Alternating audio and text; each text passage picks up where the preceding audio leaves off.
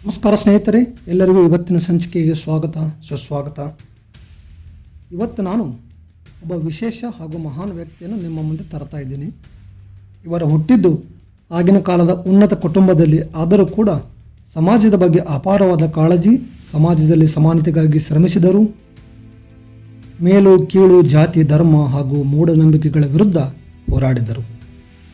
ಜಗತ್ತಿನ ಶ್ರೇಷ್ಠ ದಾರ್ಶನಿಕ, ಸಮಾಜ ಸುಧಾರಕ, ಮಹಾನ್ ಮಾನವತಾವಾದಿ ಹಾಗೂ ತಮ್ಮ ವಚನ ಸಾಹಿತ್ಯದ ಮೂಲಕ ಸಮಾಜಕ್ಕೆ ಅಪಾರವಾದ ಸಂದೇಶವನ್ನು ನೀಡಿದವರು. ದಯವೇ ಧರ್ಮದ ಮೂಲವಯ್ಯ ಎಂದು ಜಗತ್ತಿಗೆ ಸಾರಿದವರು ಅವರೇ ನಮ್ಮ ಜಗಜ್ಯೋತಿ ವಿಶ್ವಗುರು ಬಸವಣ್ಣನವರು. ಜಗತ್ತಿನ ಎಷ್ಟೋ ಶ್ರೇಷ್ಠ ಸಂತರ, ದಾರ್ಶನಿಕರಲ್ಲಿ ಅಗ್ರಗಣ್ಯ ಸ್ಥಾನವನ್ನು ಪಡೆದಿರುವ ಬಸವಣ್ಣನವರ ಬಗ್ಗೆ, ಅವರ ಜೀವನದ ಬಗ್ಗೆ, ಅವರ ಸಾಧನೆಗಳು, ಅವರ ಸಮಾಜಕ್ಕೆ ನೀಡಿದ ಕೊಡುಗೆಗಳು ಹಾಗೂ ಅವರ ಅಂತ್ಯ ಎಲ್ಲದರ ಬಗ್ಗೆ ತಿಳಿದುಕೊಳ್ಳೋಣ. ಬಸವಣ್ಣನವರು ಜನಿಸಿದ್ದು ಭಾರತ ದೇಶದ ಕರ್ನಾಟಕ ರಾಜ್ಯದ ಬಸವನ ಬಾಗೇವಾಡಿಯಲ್ಲಿ. ತಂದೆ ಮಾದರಸ, ತಾಯಿ ಮಾದಲಾಂಬಿಕೆ.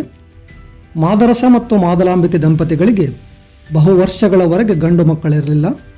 ಬಹುದಿನದ ಜಪ ತಪಗಳ ನಂತರ 1134ರಲ್ಲಿ ಆನಂದನಾಮ ಸಂವತ್ಸರದ ವೈಶಾಖ ಮಾಸದ ಅಕ್ಷಯ ತೃತೀಯದಂದು ಅವರಿಗೆ ಒಂದು ಗಂಡು ಮಗು ಜನಿಸಿತು. ಹುಟ್ಟಿದಾಗ ಆ ಮಗು ಅಳದೆ, ಕಣ್ತೆರೆಯದೆ ನಿಷ್ಕ್ರಿಯವಾಗಿ ಉಳಿದಿದ್ದನ್ನು ಕಂಡು ಮಾದರಸ ತನ್ನ ಕುಲಗುರುಗಳಾದ ಜಾತವೇದ ಮುನಿಗಳನ್ನು ಭೇಟಿ ಮಾಡ್ತಾರೆ. ಜಾತವೇದ ಮುನಿಗಳು ಭಸ್ಮ ಮತ್ತು ಮಂತ್ರ ಉಚ್ಚಾರಣೆಯಿಂದ ಆ ಮಗುವಿಗೆ ಕಣ್ತೆರೆಯುವಂತೆ ಮತ್ತು ಅಳುವಂತೆ, ಕಣ್ಣು ಬಾಯಿ ಮತ್ತು ಕ್ರಿಯೆಗೊಳ್ಳುವಂತೆ ಮಾಡ್ತಾರೆ. ಹಾಗೂ ಈ ಮಗು ಸಾಮಾನ್ಯವಾದ ಮಗು ಅಲ್ಲ, ಈತ ಒಬ್ಬ ಧರ್ಮ ಪುರುಷ, ಸಮಾಜದ ಉದ್ಧಾರಕ್ಕಾಗಿ ಜನಿಸಿದ್ದಾನೆಂದು ಬಸವರಸ ಎಂದು ನಾಮಕರಣ ಮಾಡಲು ಹೇಳ್ತಾರೆ. ಬಸವಣ್ಣನವರು 8 ವರ್ಷದವರಿದ್ದಾಗ ಅವರಿಗೆ ಉಪನಯನ ಕಾರ್ಯಕ್ರಮವನ್ನು ಹಮ್ಮಿಕೊಳ್ಳಲಾಗುತ್ತೆ. ಆಗ ಬಸವಣ್ಣನವರು ಅಕ್ಕ ನಾಗಲಾಂಬಿಕೆಯು ಕೂಡ ಉಪನಯನ ಕಾರ್ಯಕ್ರಮ ಮಾಡುವಂತೆ ಕೇಳ್ತಾರೆ. ಆಗ ಮನೆಯವರು ಹೇಳ್ತಾರೆ, ಇದು ಕೇವಲ ಗಂಡು ಮಕ್ಕಳಿಗೆ ಮಾತ್ರ ಅಂತ. ಸೊ ಈ ರೀತಿ ಸಮಾಜದ ತಾರತಮ್ಯಗಳಿಂದ ಬೇಸತ್ತ ಬಸವಣ್ಣನವರು ಮನೆ ಬಿಟ್ಟು 1142ರಲ್ಲಿ, ಅಂದರೆ ಅವರ 8ನೇ ವಯಸ್ಸಿನಲ್ಲಿ ಸಂಗಮವನ್ನು ಸೇರ್ತಾರೆ. ಅವರು ಮತ್ತೆ ಅಲ್ಲಿ ಸೇರಿದ್ದು ಜಾತವೇದ ಮುನಿಗಳ ಗುರುಕುಲ. ಅಲ್ಲಿ ಬಸವಣ್ಣನವರು ಅರ್ಚಕರಾಗಿ ಕೆಲಸ ಮಾಡ್ತಾ ತಮ್ಮ ವಿದ್ಯಾಭ್ಯಾಸವನ್ನು ಮುಂದುವರಿಸ್ತಾರೆ. ಬಸವಣ್ಣನವರು 21ನೇ ವಯಸ್ಸಿನಲ್ಲಿದ್ದಾಗ ಅವರಿಗೆ ಪರಮಾತ್ಮನ ದಿವ್ಯ ದರ್ಶನವಾಗುತ್ತೆ. ಹಾಗೂ ಅವರು ದೇವರು ಒಬ್ಬ ನಿರಾಕಾರ, ಅವನನ್ನು ಇಷ್ಟಲಿಂಗದ ರೂಪದಲ್ಲಿ ಪೂಜೆ ಮಾಡುವುದು ಸೂಕ್ತ ಎಂದು ಹೇಳ್ತಾರೆ. ಪರಮಾತ್ಮನು ಇಡೀ ಬ್ರಹ್ಮಾಂಡದಲ್ಲಿದ್ದಾನೆ. ಸೊ ಅಲ್ಲಿಯವರೆಗೂ ಸ್ಥಾವರ ಲಿಂಗವನ್ನು ಪೂಜಿಸುತ್ತಿರುವಂಥ ಬಸವಣ್ಣನವರು ಅಲ್ಲಿಂದ ಇಷ್ಟಲಿಂಗವನ್ನು ಪೂಜಿಸಲಿಕ್ಕೆ ಶುರು ಮಾಡ್ತಾರೆ. ಹಾಗೂ ಎಷ್ಟೋ ಜನಕ್ಕೆ ಲಿಂಗ ದೀಕ್ಷೆಯನ್ನು ಕೊಡೋದಕ್ಕೆ ಕೂಡ ಶುರು ಮಾಡ್ತಾರೆ. ಇದರಿಂದ ಇವರಿಗೆ ಇಷ್ಟಲಿಂಗ ಜನಕ ಎಂಬ ಬಿರುದನ್ನು ಕೂಡ ಕೊಡ್ತಾರೆ. ಹಾಗೂ ಯುವನಾಮ ಸಂವತ್ಸರ ಮಕರ ಸಂಕ್ರಾಂತಿ ಅಂದರು, ಅಂದರೆ 1155ರಲ್ಲಿ ಇವರು ಈ ಮೂಲಕ ಲಿಂಗಾಯತ ಧರ್ಮವನ್ನು ಕೂಡ ಸ್ಥಾಪನೆ ಮಾಡ್ತಾರೆ. ಒಂದು ದಿನ ಕೂಡಲ ಸಂಗಮದ ಗುರುಕುಲದಲ್ಲಿ ಘಟಿಕೋತ್ಸವ ಕಾರ್ಯಕ್ರಮ ನಡೆದಿರುತ್ತೆ. ಅಲ್ಲಿ ಚಾಲುಕ್ಯ ರಾಜ ಬಿಜ್ಜಳನ ಪ್ರಧಾನಿ ಬಲದೇವರಾಯರು ಬಂದಿರುತ್ತಾರೆ. ಅಲ್ಲಿ ಅವರು ಬಸವಣ್ಣನವರನ್ನು ನೋಡಿ ಅವರ ಒಬ್ಬಳೇ ಮಗಳಾದ ನೀಲಗಂಗಮ್ಮನನ್ನು ಬಸವಣ್ಣನವರೊಂದಿಗೆ ಮದುವೆ ಮಾಡುವ ಪ್ರಸ್ತಾವವನ್ನು ಬಸವಣ್ಣನವರ ಮುಂದೆ ಇಡ್ತಾರೆ. ವೈವಾಹಿಕ ಜೀವನದಲ್ಲಿ ಆಸಕ್ತಿ ಇಲ್ಲದಿದ್ದರೂ ಕೂಡ ಬಸವಣ್ಣನವರು ಬಹಳ ದಿನಗಳ ಯೋಚಿಸಿದ ನಂತರ ವೈವಾಹಿಕ ಜೀವನದಲ್ಲಿದ್ದರೂ ಕೂಡ ಆಧ್ಯಾತ್ಮ ಸಾಧನೆ ಮಾಡಬಹುದೆಂದು ಮದುವೆಗೆ ಒಪ್ಪುತ್ತಾರೆ. ಅನಂತರ 1155ರಲ್ಲಿ ಬಸವಣ್ಣನವರು ಮಂಗಳವೀಡಿಗೆ ಹೋಗ್ತಾರೆ. ಅಲ್ಲಿ ಅವರ ಮದುವೆ ನಡೆಯುತ್ತದೆ. ಹಾಗೂ ಬಸವಣ್ಣನವರು ಬಿಜ್ಜಳನ ಆಸ್ಥಾನದಲ್ಲಿ ಕರುಣಿಕೆ ಕೆಲಸವನ್ನು ಮಾಡೋದಕ್ಕೆ ಕೂಡ ಶುರು ಮಾಡ್ತಾರೆ. ಅನಂತರ 1160ರಲ್ಲಿ ಬಿಜ್ಜಳನ ಮಂಗಳವೀಡಿಯನ್ನು ತೊರೆದು ಕಲ್ಯಾಣಕ್ಕೆ ತನ್ನ ರಾಜ್ಯಭಾರವನ್ನು ಸ್ಥಳಾಂತರಿಸ್ತಾರೆ. ಅವರೊಂದಿಗೆ ಬಸವಣ್ಣನವರು ಕೂಡ ಕಲ್ಯಾಣವನ್ನು ಸೇರ್ತಾರೆ. ಕಲ್ಯಾಣದಲ್ಲಿ ಬಸವಣ್ಣನವರು ಅನೇಕ ಸಮಾಜಮುಖಿ ಕೆಲಸಗಳನ್ನು ಮಾಡ್ತಾರೆ. ವೇಶ್ಯಾವಾಟಿಕೆ ಮಾಡ್ತಕ್ಕಂಥವರನ್ನು ಪರಿವರ್ತಿಸಿ ಶರಣೆಯರನ್ನಾಗಿ ಮಾಡ್ತಾರೆ.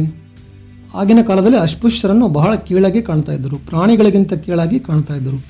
ಅಂಥ ಅಸ್ಪೃಶ್ಯರಿಗೆ ಅಕ್ಷರ ಜ್ಞಾನವನ್ನು ನೀಡ್ತಾರೆ, ಧರ್ಮಜ್ಞಾನವನ್ನು ನೀಡ್ತಾರೆ, ಅವರನ್ನು ಶರಣರನ್ನಾಗಿ ಪರಿವರ್ತನೆ ಮಾಡ್ತಾರೆ. ಪುರಾತನ ಲಿಪಿ ಸ್ವರ್ಣಪತ್ರವನ್ನು ಓದುವ ಮೂಲಕ ಸಿಂಹಾಸನದ ಅಡಿಯಲ್ಲಿದ್ದ ಬಂಗಾರದ ನಿಧಿಯನ್ನು ತೆಗೆಯೋದಕ್ಕೆ ಬಿಜ್ಜಳ ರಾಜನಿಗೆ ಸಹಾಯವನ್ನು ಕೂಡ ಮಾಡ್ತಾರೆ.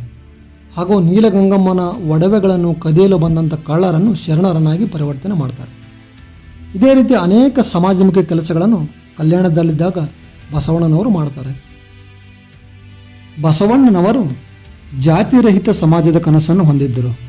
ಅದಕ್ಕಾಗಿ ಅವರು ಅನುಭವ ಮಂಟಪವನ್ನು ಸ್ಥಾಪಿಸುತ್ತಾರೆ ಹಾಗೂ ಅಲ್ಲಿ ಶೂನ್ಯ ಪೀಠವನ್ನು ಸ್ಥಾಪಿಸಿ ಅಲ್ಲಮ ಪ್ರಭುಗಳನ್ನು ಅದರ ಪೀಠಾಧಿಪತಿಗಳನ್ನಾಗಿ ಮಾಡ್ತಾರೆ. ಈ ಅನುಭವ ಮಂಟಪವು ಜಗತ್ತಿನ ಮೊಟ್ಟ ಮೊದಲ ಸಂಸತ್ತಾಗಿತ್ತು. ಅಲ್ಲಿ ಅನೇಕ ಶರಣರಿದ್ದರು. ಅಕ್ಕ ನಾಗಮ್ಮ, ಚೆನ್ನ ಬಸವಣ್ಣ, ಸಿದ್ದರಾಮೇಶ್ವರ, ಮಡಿವಾಳ ಮಾಚಯ್ಯ, ಹಡಪದ ಅಪ್ಪಣ್ಣ, ಈ ರೀತಿ 770 ಶರಣರನ್ನು ಅನುಭವ ಮಂಟಪ ಒಳಗೊಂಡಿತ್ತು. ಮುಂದೆ ಬಸವಣ್ಣನವರು ಕರ್ಣಿಕ ವೃತ್ತಿಯಿಂದ ಅರ್ಥಮಂತ್ರಿಯಿಂದ ಪ್ರಧಾನ ಹುದ್ದೆಗೆ ಅಲಂಕರಿಸ್ತಾರೆ. ಹಾಗೂ ಬಸವಣ್ಣನವರು ಅನೇಕ ಜನರಿಗೆ ಲಿಂಗ ದೀಕ್ಷೆಯನ್ನು ಕೊಡ್ತಾ ಇದ್ರು. ಅದರಲ್ಲಿ ಸಮಗಾರರಾಗಿರ್ತಕ್ಕಂಥ ಹರಳಯ್ಯ ಮತ್ತು ಕಲ್ಯಾಣಮ್ಮ ದಂಪತಿಗಳಿಗೂ ಕೂಡ, ಬ್ರಾಹ್ಮಣರಾಗಿರ್ತಕ್ಕಂಥ ಮಧುವರಸರಿಗೂ ಕೂಡ ಅವರು ಲಿಂಗ ದೀಕ್ಷೆಯನ್ನು ಕೊಟ್ಟಿರ್ತಾರೆ. ಮುಂದೆ ಅವರು ಹರಳಯ್ಯನ ಮಗ ಶೀಲವಂತ, ಮಧುವರಸರ ಮಗಳು ಲಾವಣ್ಯವತಿಯನ್ನು ಮದುವೆ ಮಾಡಿಸ್ತಾರೆ. ಇದು ಅಂತರ್ವರ್ಣೀಯ ಮದುವೆ ಆಗಿತ್ತು. ಹಾಗೂ ಇದರಿಂದ ಸಂಪ್ರದಾಯವಾದಿಗಳು ಬಿಜ್ಜಳನಿಗೆ ಅನೇಕ ದೂರುಗಳನ್ನು ನೀಡುತ್ತಾರೆ. ಇದರಿಂದ ಬಿಜ್ಜಳನು ಬಸವಣ್ಣ ಅವರನ್ನು ಗಡೀಪಾರು ಮಾಡುವಂತೆ ಆದೇಶ ಹೊರಡಿಸುತ್ತಾನೆ. ಬಿಜ್ಜಳ ರಾಜನ ಆದೇಶವನ್ನು ಪಾಲಿಸುತ್ತಾ ಬಸವಣ್ಣನವರು ಕಲ್ಯಾಣವನ್ನು ತೊರೆದು ಕೂಡಲ ಸಂಗಮವನ್ನು ಸೇರ್ತಾರೆ. ಮುಂದೆ ಹರಳಯ್ಯ, ಮಧುವರಸ, ಶೀಲವಂತ ಇವರಿಗೆ ಎಳಗೂಟಿ ಶಿಕ್ಷೆಯನ್ನು ವಿಧಿಸಲಾಗುತ್ತದೆ. ಅಂದರೆ ಮೊದಲು ಅವರ ಕಣ್ಣನ್ನು ಕೀಳಲಾಗುತ್ತದೆ. ಆನಂತರ ಅವರನ್ನು ಮದವೇರಿದ ಆನೆಯ ಕಾಲಿಗೆ ಕಟ್ಟಿ ಎಳೆಸಲಾಗುತ್ತದೆ. ಬಿಜ್ಜಳನ ಸೈನಿಕರು ವಚನ ಸಾಹಿತ್ಯವನ್ನು ನಾಶಪಡಿಸೋದಕ್ಕೆ ಕೂಡ ಮುಂದಾಗ್ತಾರೆ. ಆದರೆ ಅಲ್ಲಿರ್ತಕ್ಕಂಥ ಅನೇಕ ಶರಣರು ತಮ್ಮ ಜೀವನವನ್ನು ಪಣಕ್ಕಿಟ್ಟು ವಚನ ಸಾಹಿತ್ಯವನ್ನು ಉಳಿಸ್ಕೊಳ್ತಾರೆ. ಇದನ್ನು ಕಲ್ಯಾಣ ಕ್ರಾಂತಿ ಎಂದು ಕೂಡ ಕರೀತಾರೆ. ಮುಂದೆ 1196ರಲ್ಲಿ ಕೂಡಲ ಸಂಗಮದಲ್ಲಿ ನೆಲೆಸಿದ್ದ ಬಸವಣ್ಣನವರು ಒಂದು ದಿನ ಇಷ್ಟಲಿಂಗ ಪೂಜೆಯಲ್ಲಿ ತಲ್ಲೀನನಾಗಿದ್ದಾಗ ಬಸವಣ್ಣನವರು ಲಿಂಗದಲ್ಲಿ ಐಕ್ಯರಾಗ್ತಾರೆ. ಬಸವಣ್ಣನವರು ಈ ಸಮಾಜಕ್ಕೆ ನೀಡಿದ ಕೊಡುಗೆ ಅಪಾರ. ಅವರ ವಚನ ಸಾಹಿತ್ಯ ಅಮೋಘ. ಬಸವಣ್ಣನವರು ಎಂದಿಗೂ ನಮ್ಮ ಮನಗಳಲ್ಲಿ ಜಗಜ್ಯೋತಿಯಾಗಿ, ವಿಶ್ವಗುರುವಾಗಿ, ಅಜರಾಮರವಾಗಿ ಉಳಿದುಕೊಂಡಿದ್ದಾರೆ. ಮತ್ತೆ ಮುಂದಿನ ಸಂಚಿಕೆಯಲ್ಲಿ ಸಿಗೋಣ ಅಂತ ಹೇಳ್ತಾ ನಿಮ್ಮಿಂದ ವಿರಾಮ ತಗೊಳ್ತಾ ಇದ್ದೀನಿ. ಈ ವಿಡಿಯೋ ನಿಮಗೆ ಇಷ್ಟವಾಗಿದ್ದರೆ ಲೈಕ್ ಮಾಡಿ, ಶೇರ್ ಮಾಡಿ, ಸಬ್ಸ್ಕ್ರೈಬ್ ಮಾಡಿ. ಜೈ ಹಿಂದ್, ಜೈ ಕರ್ನಾಟಕ ಮಾತೆ.